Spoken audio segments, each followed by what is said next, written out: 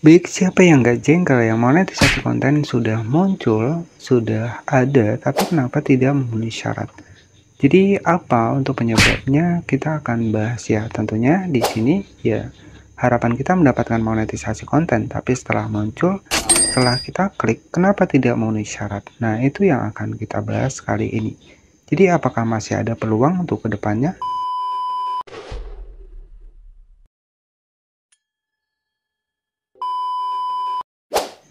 Nah, sudah capek konten di FB Pro, tapi dapat monetisasi konten, tapi belum memenuhi syarat. Nah, sebenarnya kita jangan terlalu berfokus di FB Pro saja, karena kita nggak akan pernah tahu nih, rezeki kita di mana. Jadi di FB Pro tetap jalan, tapi kita juga harus belajar di platform lain. Nah, itu kuncinya. Jadi bocoran buat teman-teman semua. Jadi jangan berpatokan di FB Pro saja. Kita harus belajar di platform lain yang juga menyediakan fitur monetisasi agar kita juga bisa mengetahui perbandingan mana yang bisa kita andalkan, mana yang tidak. Saya langsung masuk di salah satu akun FB Pro saya. Baik, kita langsung masuk di salah satu akun terbaru saya, di mana monetisasi sudah muncul ya, ada kemitraan. Kita di bagian fitur monetisasi bisa kita cek di sini. Ya, kita cek di sini, kita cek ini di monetisasi, kita cek ke bawah. Nah, di sini itu monetisasi kontennya sudah muncul. Nah, tetapi masih ada tulisan di sini itu tidak ada kriteria yang terpenuhi ataupun belum memenuhi syarat. Monetisasi konten sudah muncul tapi belum memenuhi syarat. Nah, kenapa? Ya, jadi saya akan bongkar di video kali ini. Ini salah satu akun baru saya, di mana untuk kemitraan afiliasi sudah saya dapatkan. Kemudian di sini yang belum tersedia, di sini ada dua opsi ya. Ada store phone dan juga ada monetisasi konten. Nah, di bagian ini monetisasi konten di sini untuk akun terbaru saya di sini belum memenuhi syarat. Nah, kenapa belum memenuhi syarat? Nah, kita klik seperti ini, teman-teman. Jadi kita scroll ke bawah. Jadi kenapa di sini belum memenuhi syarat? Ya, wajar ya, karena salah satu di akun terbaru saya ini saya kurang aktif ya. Jadi saya kurang aktif karena memang saya mengembangkan beberapa akun. Ya, sehingga fitur monetisasinya muncul tapi belum memenuhi syarat.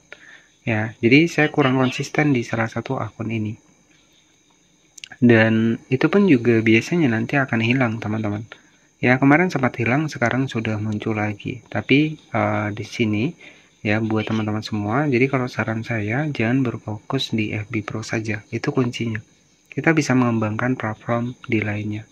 Ya, siapa tahu rezeki kita ada di platform yang lainnya. Nah, jadi seperti itu.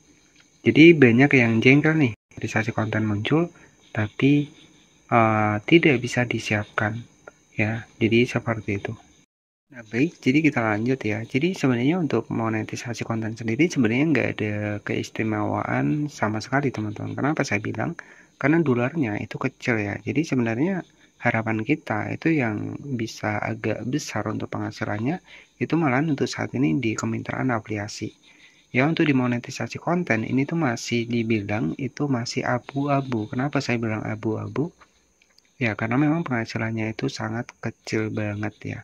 Bahkan di video VOD ya, itu terkadang ya video kita banyak iklannya tapi penghasilannya nggak ada.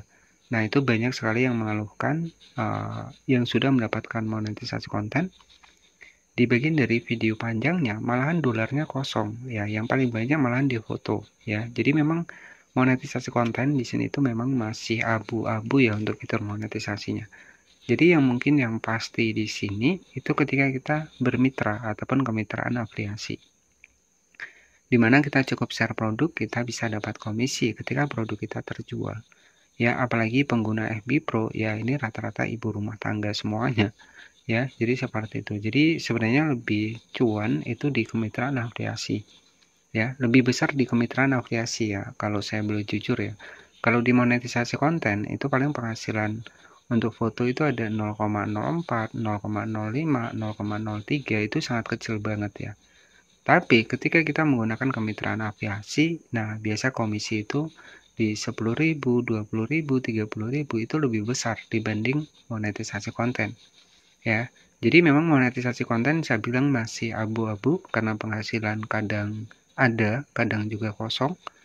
Ya, jadi harapan saya ya buat teman-teman yang belum mendapatkan monetisasi konten ya jangan kecewa ya, karena monetisasi konten ini itu juga dari FB Pro sendiri yang kemarin sempat hilang ya teman-teman. Jadi yang memberikan kepada kita, yaitu tergantung kita. Kemarin ini sempat hilang untuk monetisasi kontennya. Ya, kemarin sempat muncul, kemudian hilang. Nah, di sini muncul lagi nih. Kemudian ada di bagian bawah lagi. Jadi kalau saya bilang di FB Pro memang banyak sekali fitur monetisasinya. Ya, untuk fitur monetisasi yang sudah tergabung ke monetisasi konten belum hilang nih. Ini masih ada baru lagi nih, ada store font. Hasilkan uang dan menawarkan videogram. Nah, ini video berbayar. Jadi kita bisa buat video berbayar di sini, orang menonton harus membayar video kita.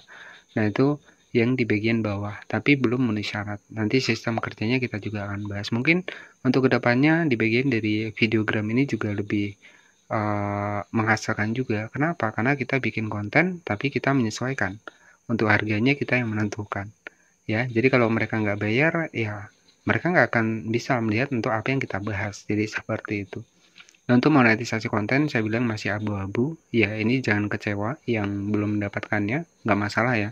Ketika sudah mendapatkan kemitraan afiliasi, ya manfaatkan di sini. Untuk caranya sudah saya bahas. Jadi ketika monetisasi konten belum memenuhi syarat seperti ini, apakah kita masih ada peluang untuk bisa dapat akses monetisasinya? Masih bisa. Dengan catatan di sini kita aktif saja. Jadi ya aktif saja, satu video satu hari nggak masalah. Kita sambil belajar ke platform yang lainnya. Yang lainnya itu juga banyak fitur monetisasi, siapa tahu ya. Namanya kita usaha ya rezeki kan nggak tahu juga. Jadi jangan kita berfokus di FB Pro saja.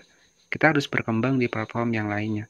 Jadi nanti untuk teman-teman itu bisa mengetahui mana sih yang bisa diandalkan, mana yang tidak. Jadi seperti itu. Jadi kalau kita tujuannya buat dapat uang dari internet, ya jangan berfokus di satu platform.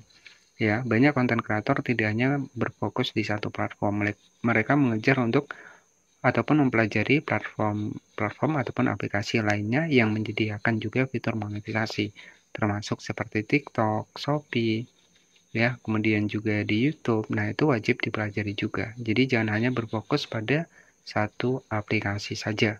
Ketika memang tujuan kita untuk bisa mendapatkan passive income ataupun penghasilan untuk tambahan sehari-hari. Jadi itu kuncinya ya. Jadi masih ada peluang buat kita bisa mendapatkan monetisasi konten dengan catatan ya buatlah konten original, hindari pelanggaran, hindari kegiatan yang tidak autentik ataupun yang tidak alami ya. Jadi seperti itu saja. Terima kasih, jangan lupa subscribe dan selamat malam.